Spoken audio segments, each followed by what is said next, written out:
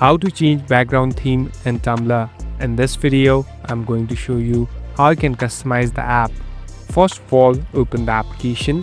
Now, here on the right bottom, you can see a profile icon. Simply tap on your profile icon. Now, here on the right top, there's a settings icon. Tap on settings. So now, we're in this settings interface. This is the place where you can find different options and even customize it. Here on the top, tap on account settings. So all the settings related to your account will pop up here. Now slowly scroll down. Here there's a section of color palette. Simply tap on it. So this is the place where you can find different themes.